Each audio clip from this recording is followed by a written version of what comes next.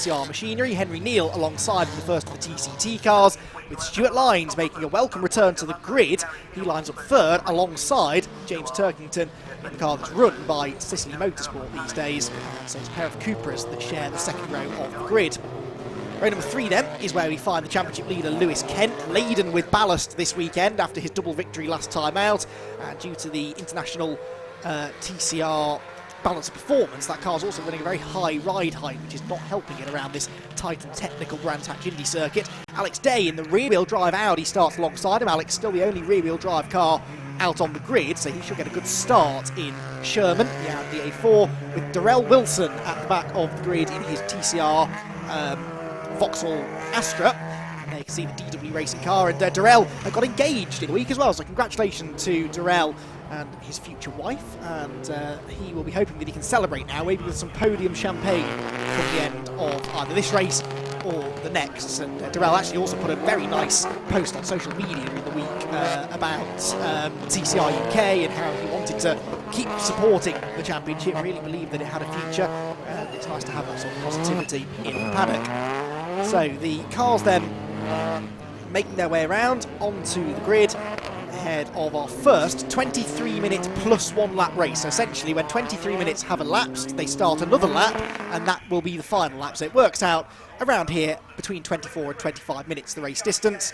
And Nick Halstead and Stuart Lines, look at that, both angling their cars up the hill, aggressively up the hill, particularly Stuart Lines. That's because, as you can see quite clearly there, the pit lane is cambered significantly from our right to left, and that means that starting on the inside, you can often find yourself getting dragged down into the pit wall and making a bad start. Let's hope they all make a good start and a clean start, though, as round number 7 of the TCR UK Championship is about to get underway. Lights go on, away we go. We're racing here at Brands Hatch. Who makes the best start from the front row of the grid? It's a good start by James Turkington. James Turkington from the outside of row number 2 comes storming around the outside into second position, and the rear-wheel drive Audi of Alex Day gets up there as well. So it's going to be Neal that leads the way. It's going to be, Halstead that leads the way. It's Turkington second. Lewis Kent almost in the gravel as they go through Paddock Hill Bend. It's been a nightmare start for the championship leader, who finds himself falling right down the field. He's last is Lewis Kent as he runs wide through Druids Corner, and his title rival James Turkington's had a storming start. Down the hill they go into Graham Hill Bend. Alex Day still battling away here with Darrell Wilson, who he does now fend off, and after a good initial start, Day I think got hung out to dry at Paddock and ended up not really gaining as much ground as he would have liked, but that was a dramatic start. It's Halstead that leads the way, then Turkington going after him. Remember, none of them have had any dry running at all this weekend. Practice and qualifying was soaking wet, and now here in bone dry conditions they are all really starting to find their feet with their cars. Here comes Lewis Kent, the Hyundai, round the outside of the Audi of Alex Day. This is for 6th position, but these are not running in the same class, remember, so Kent needs to get past the Audi before he can even think about going after some of the TCR points. Goes right round the outside of Paddock. That was a risky move. Day is sideways, and Kent has gone through, so Lewis Kent up one more position, and he needs now to try and get past Darrell Wilson as quickly as possible to try and limit the damage being done by James Turkington. Remember, as long as Turkington is ahead of Kent, even by just 1 position on the road, he will take the championship lead with just 3 races to go. So down the Cooper Straight they go then for the second time of asking, excuse me. It's Halstead still out in front in the Honda Civic. The Cupra of James Turkington going with him, and Halstead runs out wide, and this could be Turkington's opportunity. He'll be quicker off the corner, he'll get in the slipstream as well, and now we'll get to see what the straight line speed performance is like for both of these cars. Remember, Turkington is running with more success ballast than Halstead after his pair of second place finishes at Croft last time out, but it's Henry Neal in third with the fastest lap of the race in the TCT Honda Civic. Here comes Turkington though, better exit from Paddock Hill Bend, gets to the inside towards Druids, and James Turkington gets the squeeze over the curve. They make contact, both run out wide through the middle of the corner, but James Turkington is going to go through into the race lead. A brilliant feisty move made by the youngster, and he's into the race lead now with Halstead down to second, and that means that 25 juicy championship points could be on the way now to James Turkington, with Lewis Kent still mired back in 6th position overall, 5th within TCR UK. So Turkington now needs to try and get his head down, pull away if he can. Henry Neal is on his way though, and he's looking for second place as they run through clearways once again. James Turkington has had a class victory in TCR this year, but he's not yet won a race outright, but he will not be too happy about what he's seeing behind him, because the 2 Honda Civics are about to swap places, I think. No, Halstead, having none of it, closes the door in the face of Henry Neal, and Halstead, for the time being, at least hangs on to second. But yeah, Turkington will not want to see Henry arriving on his tail. You also won't want to see this man making progress. Lewis Kent going around the outside of Darrell Wilson through Druid. This is for 4th place in TCR and some more valuable championship points. Kent has got the inside line down to Graham Hill Bend. I can see this out of the window as we follow the 2nd place battle on track. But yes, Kent has gone through. Lewis Kent there in the background goes through and then gets sideways off Graham Hill, but just about gathers it all together. So 4th place now for Kent, but Turkington is starting to eke out a small advantage now at the head of the field. And Lewis is clearly struggling now with this success management. That's what the ballast is supposed to do. It's supposed to stop the same driver winning every race. And certainly, despite Lewis's seeming dominance at Croft last time out, we are not seeing any one particular driver dominate this year, which is good to see. Turkington with the fastest lap then, but that does not score you any bonus points in this championship. He's just trying to build the gap over the 2 Hondas behind him. The TCR car of Halstead is no longer second though. Henry Neal has gone through.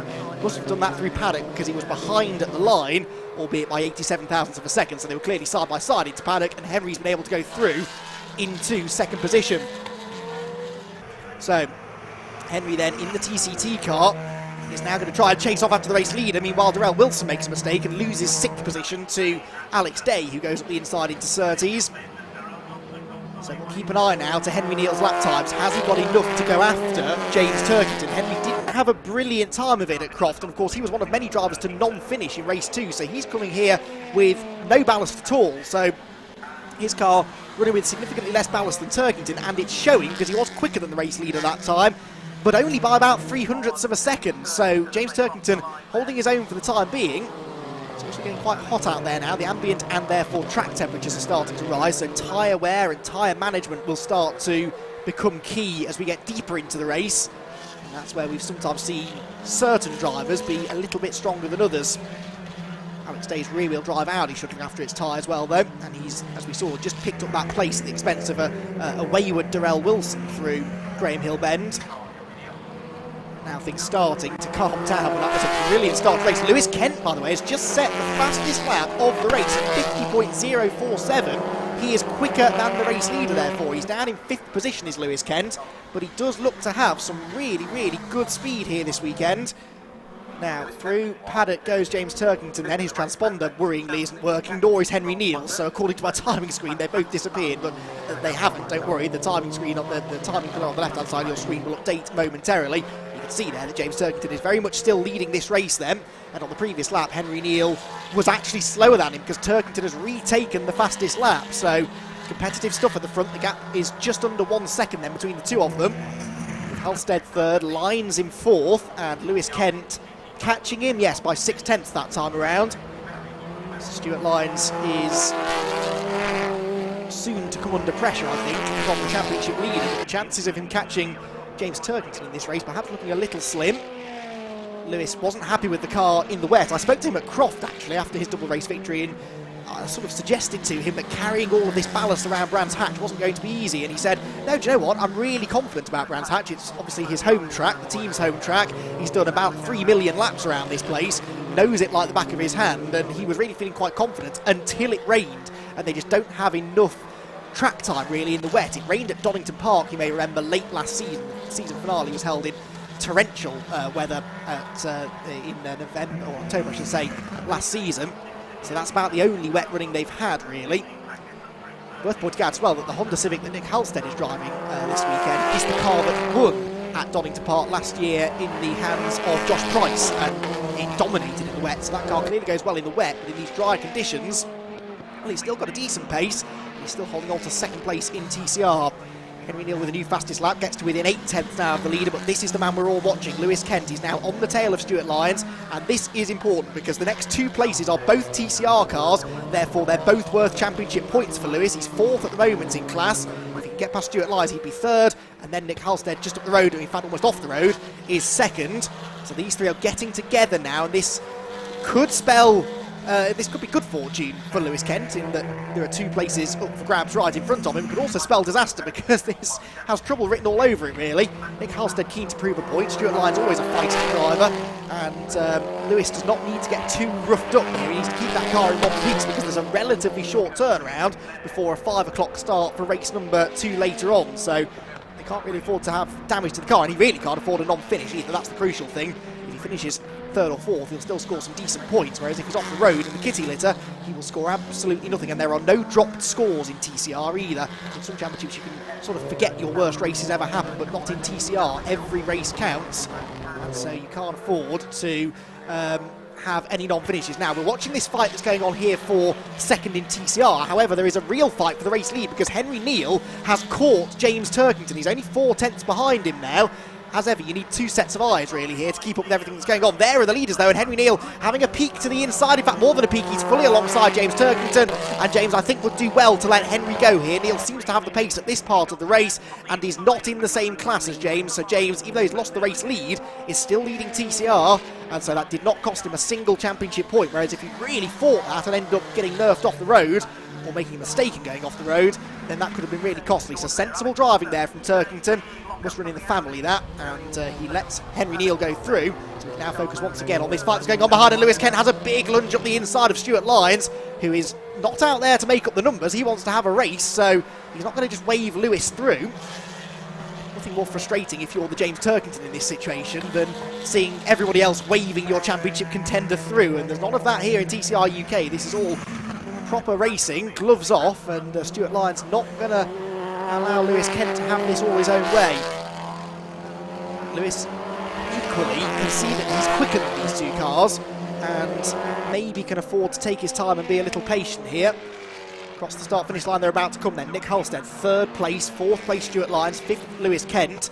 Now 2nd, 3rd and 4th in TCR UK. And Kent again tries this wide line into paddock, then takes a whole heap of curb and grass on the inside. He is so spectacular to watch, but the car is naturally very understeery because of the high ride height they have to run that with that car, and so he has to use that curb to really hook the car through the corners, and that looks spectacular, and it does help him go quicker for a while, but then eventually it takes its toll on the tyres and the suspension and the drive shaft, and he can't, again, he has to sort of nurse this car to an extent. I know it's frustrating and he wants to be up there winning races, but he needs to just think about the long game here. Lewis knows how to win championships. He was a championship contender in Ford Fiesta Junior racing a few years ago. Didn't come away with the title on that occasion, but he knows that it's about consistency rather than outright victories, especially with the way the success ballast works here. 1 race victory and all of a sudden you're laden with 60 kilos for the next race. Lewis Kent there with a dive up the inside of Stuart Lyons, and that was a really good, aggressive, committed and clean move up the inside into Paddock Hill Bend, and Lewis Kent goes into 3rd.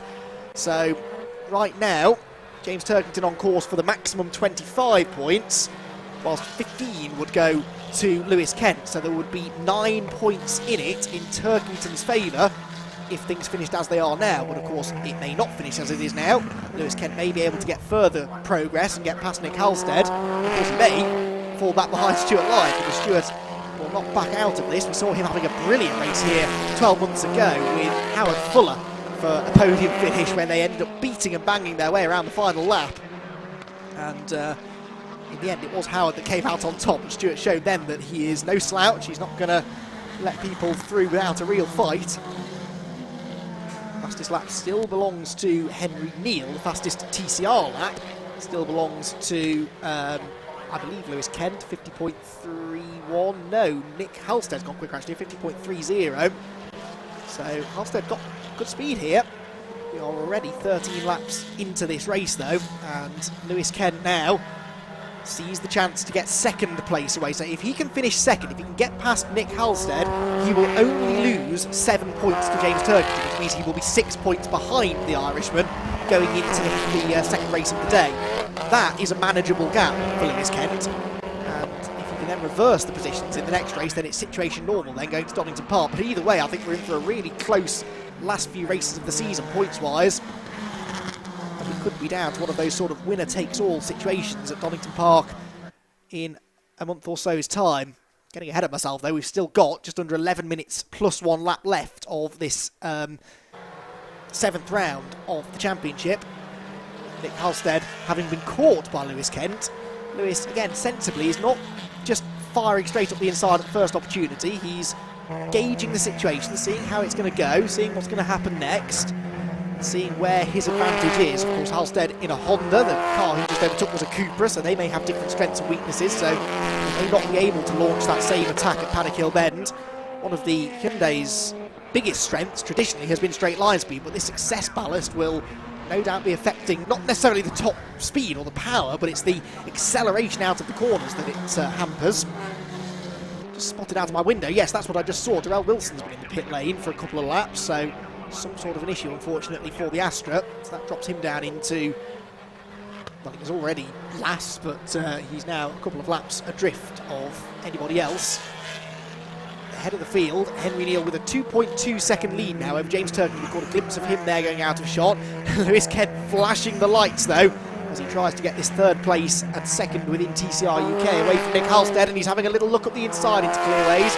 He wasn't really close enough, but he's hoping that he can force Halstead to run a bit wide. We've seen Nick make a few mistakes at clearways, and Lewis is hoping that by diving to the inside and flashing the lights, that flash of colour in your wing mirrors can sometimes distract you and force you into braking a bit too late or leaving the door open in case the driver behind has gone for a lunge.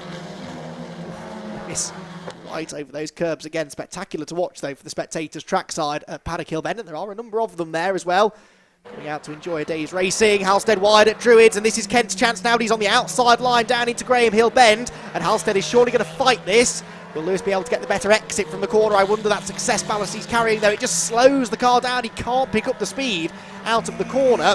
And so Halstead hangs on, and now Stuart Lyons starts to think, hang on a minute, I've got a chance to buy back into all of this now. Halstead again with that inviting wide line into clearways. No damage on the front of Kent's car. Maybe that was just from a bit of a rub coming out of Druids. They did get very close together coming out of the right-hander.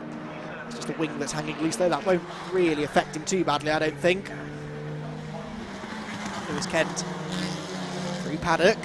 Oh, very timid approach to Paddock Hill Bend this time. He just kissed the curb on the inside. Back through Druids though, and Halstead does keep taking these wide lines. He's out braking himself at quite a few corners now, and that will be giving Lewis Kent some real hope here. I have to say I'm very impressed with Lewis's driving here. This is very mature stuff. He's waiting for his opportunity rather than forcing the opportunity, which is maybe what we would have seen from the Lewis Kent of old. He is very much just biding his time. If the chance comes, he will go for it. If it doesn't present itself and it's not, you know, a high percentage move that's on, then I don't think he's going to take a huge risk in this situation. Leaders have gone through, 2.9 seconds between them. Turkington sort of matching Neal now over the last lap or so. See the time that Kent loses coming off that final corner. Lewis might be thinking here as well that if he finishes third and Turkington wins in TCR UK, which is the positions they're in at the moment within their class, that means Turkington will be quite a bit heavier than Lewis, and Lewis will lose a lot of that ballast then for race number 2 later on. So, oh, Halstead from wide there going into Graham Hill Bend, drifts a bit off the apex, but Kent again just frustratingly can't get that car to accelerate off the turn. But yeah, that's my point. If he finishes third, he'll be lighter going into race 2 than if he finishes second. So is it worth taking the points, or would he rather lose a bit more weight? I think I know the answer to that. I think, again, if the opportunity presents itself, he'll go for it. But if not, he can always rely on the fact that at least he will lose a bit more weight for that final race of the day later on. Can't count out Stuart Lyons in this either. He's still there, and Alex Day is catching them now as well. The rear-wheel drive Audi coming into its own. There it is, look in the background. Sherman, the grey and red Audi A4 on the previous lap was a few tenths, about half a second in fact, quicker than the cars in front of him, and he's going to gain more time on this lap because Halstead and Kent are at it again going down the hill. Kent looks to the inside. I thought for a second he might go for it. Oh, hooks the curb, gets sideways. That won't help his exit speed anymore though. And Stuart Lyons now starts to join in the fun. Well, yes, Alex Day, that rear-wheel drive Audi does look after its tyres well because the front wheels are just dealing with turning the car and not having to handle the application of the power, whereas a front-wheel drive car asks its front wheels and therefore its front tyres to do an awful lot more work. So, especially around here at Brands Hatch where there are only 2 left-handers and the right-hander, so we've got a quite long, high-speed corner, so that front left tyre on a front-wheel drive car really does take a pounding around here. Alex Day on that lap was not quite as quick as them though. Had a moment somewhere I think, so the gap stable at just over 2.2 seconds. Henry Neal still leading by only 3 seconds over James Turkington though. So this enthralling fight for second place continues to threaten to explode into life, and I do wonder whether the arrival now of Stuart Lyons onto the tail of Lewis Kent might be the impetus that Lewis needs now to spur him into action. He can see that Halstead is making mistakes, and he can see that on any other day, Lewis would have been through by now, I'm sure. But with that weight in the car, he's just not able to do it. 5 minutes plus a lap to go. Into paddock they go again. See the Hyundai doesn't really want to turn. It's pitching around under braking, and really is dancing around there with this success ballast, high ride height that it's carrying this weekend. You can see visibly it's higher off the ground than most of the other cars, which possibly helped it in the wet yesterday, but in the dry you want that car as close to the ground as possible. But that's all part of the balanced performance to ensure that no car has a definite advantage, and we're seeing that here because within the TCR class we've got Cupra, Honda and Hyundai, the top three, and in this group we've got those three makes of car represented, and there really doesn't seem to be much to choose between them. So say what you like about BOP, some people don't like it, but it does generate really close racing, and it does ensure that no one has a massive advantage over anybody else. So there goes Turkington. Turkington 3.9 seconds clear of them, matching Neil 10th for 10th now, by the way, but Henry may well have backed off slightly now in the closing stages of this race. No backing off though from these three as they descend the hill again through the bowl to Graham Hill Bend and down the Cooper Straight, which as you can see is anything but straight. It's got that distinct kink in the middle of it. Through Surtees, a spectacular part of the circuit to go and watch from, particularly if you get to the outside of that corner on the inner paddock. Great vantage point. You can really see the cars working around, the suspension doing its job, and the drivers earning their money as well behind the wheel. Looks to me as though Lewis Kent has maybe not settled for third place here, but possibly just dropped back a little bit, and I do wonder whether maybe his tyres have seen their best. Well, they've certainly seen their best, but I wonder whether now they're starting to tip over the edge to where he's running out of grip fast. That has been an issue sometimes for Lewis in that Hyundai. He's been managing that a lot better this year so far, it must be said, but Stuart Lyons looks a little bit quicker than him right now, and so Lewis might end up losing spots now, which is not what he needs. Only likely to lose one more position though, as long as he stays on the track, with Wilson being a couple of laps down still. Alex Day a couple of seconds back and not in the same class anyway. Pretty much the same situation now between these three as they cross the start-finish line. Fastest lap over to 49.7. Set by Henry Neal, your race leader. He's now lapping into 50.5s, so definitely the pace, in fact the pace for most of the drivers has dropped off by about 3/4 of a second, which around what is the shortest track we race at, only 1.2 miles this brand actually into circuit, that's actually quite a big chunk of time that they've dropped, so that shows the effect that tyre wear has, and the fact they're running on maybe slightly higher fuel loads of course for the race than they would in qualifying. Certainly looks as though Stuart Lyons through certain parts of the track, particularly the slower corners, has got an advantage here. He carries more speed into clearways, look, and then the exit speed's pretty good as well. So Stuart Lyons is now starting to trouble Lewis Kent, and I think Lewis is watching his mirrors now more than he's looking out in front of him, because that white Cupra, which led the championship in the hands of Carl Swift after the season opener at Alton Park, and then was driven by Mark Wakefield at Donington Park to much success, and now Stuart behind the wheel. Well, it's the first time he's driven that car. That car was run by Maximum Motorsport last year by with Carl Swift at the wheel. Carl was Stuart's teammate in 2018, but Stuart had never driven that particular car until yesterday. And he said it seemed okay, but it'd been a while since he'd driven anything for Stuart, so he was feeling it a little bit. Said he went through a thorough preparation the night before. He hit the gym and he was feeling fighting fit. Jim, I'm sure you know I don't mean Jim, he was socialising in the paddock with everyone, which is what Stuart Lyons does, but what Stuart Lyons also does is drive rather quickly, and he's now started to drive a bit too quickly for Lewis Kent's liking, and he's looking up the inside in fact, into Paddock Hill Bend, and Stuart Lyons is trying to go through here into third place within the TCR UK class, and he couldn't quite do it there.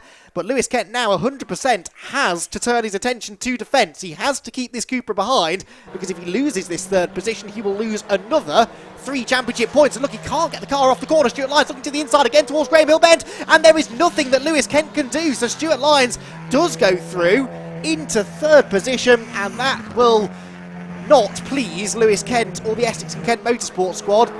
for the bulk of this race, it looked as though he was going to move into second position, and now he drops down to fourth within TCR. If he finishes there, which looks likely that he will, with 2 laps still to go, he will score 12 points, which will be 13 less than James Turkington.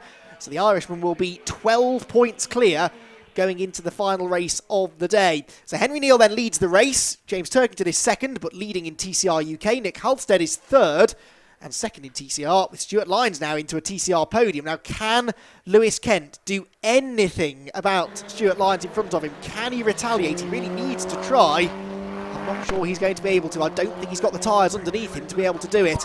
Henry Neal, though, has had everything he needed in this race. He has been extremely quick from start to finish. He didn't qualify as badly this time either. His qualifying efforts this season have sometimes left him with work to do, but he qualified second, dropped it off the got back a little at the start, as we sort of expected him to, with the lack of launch control in that car, but he has worked his way through, picked them off one by one, and now is less than a lap away from another race victory here for Henry Neal. Up to Druids he goes, and Henry Neal drops down. If I'd say another race victory. No, Henry hasn't won a race yet this year, has he? I'm surprised at the fact that he hasn't. But no, Henry Neal has not won a race yet this year. So Henry looking for his first outright victory. There's Turkington out of the window. I can see that Lewis Kent is under pressure from Alex Day now as well. If Alex gets through, that will not help Lewis. It won't affect his points, but it'll drop him a place further back on the grid, and they are side by side, so we'll pick up on that in a moment or two. For now, though, Henry Neal is coming to the start-finish line, and Henry Neal is going to come through to take the race victory. He will win the Dunlop Touring Car Trophy, and the victory for TCR UK will go to James Turkington in second place. But what's going to happen to Lewis Kent? He's going to lose another place on the run to the line. Alex Day is going to go through, and that will affect Kent's grid position now for race 2 later on. He will not start 5th, he'll start 6th, and that means that there will be an extra car between himself and his big rival James Turkington, who did come through in second place overall to win the TCR UK element of the race.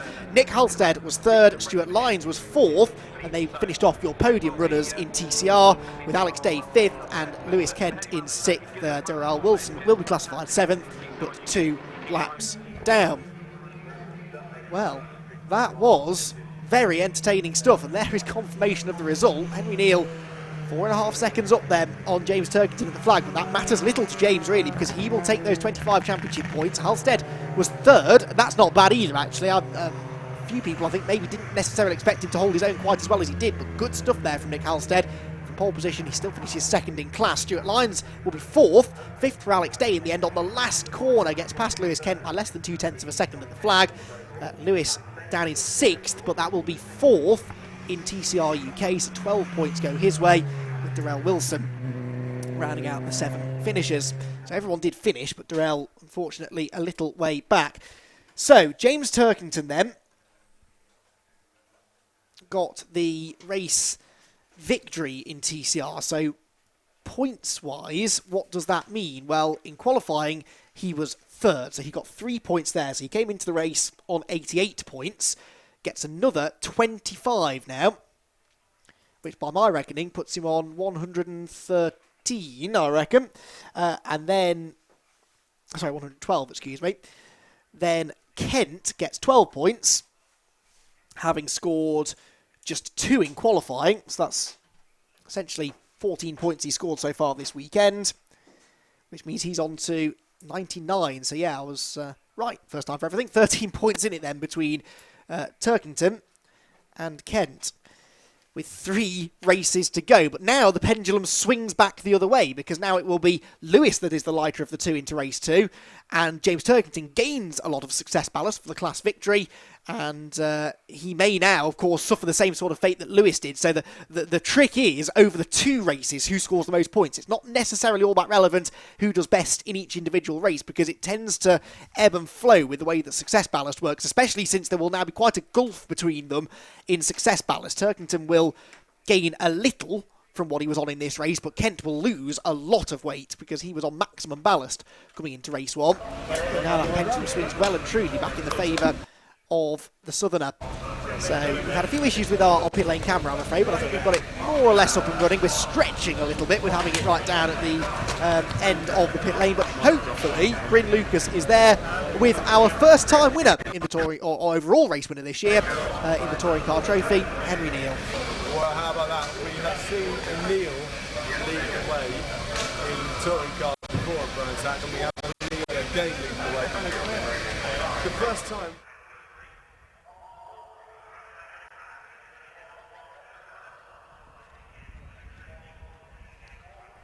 Well, I think we may have lost Bryn, unfortunately, down at the end of the pit lane there. I said it was a bit of a stretch to reach that far. We'll catch up with him in a moment or two, though, if we can, and hopefully maybe drag the drivers down the pit lane and into range, and we'll have a chat with them then. But yeah, this fascinating championship dynamic now, which of course, none of it sort of means that the victory for Henry Neal's been sort of lost a bit, really, with everything else that's going on as far as the TCR Championship's concerned. But there was a lot to talk about after that race, and Henry Neal's victory just a part of that. Good to see Henry on the top step of the podium here in a touring car at Brands Hatch, one of the most iconic circuits in the world, alone in the UK.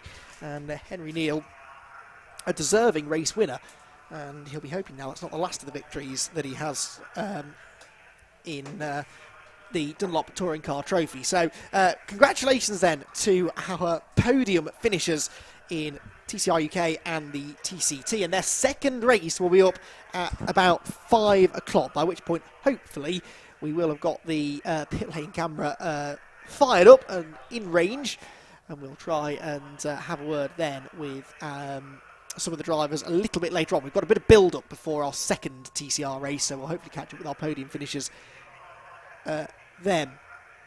So that is it then for TCR action. Thank you very much for joining us, and we'll be back at about 5 o'clock with race 2.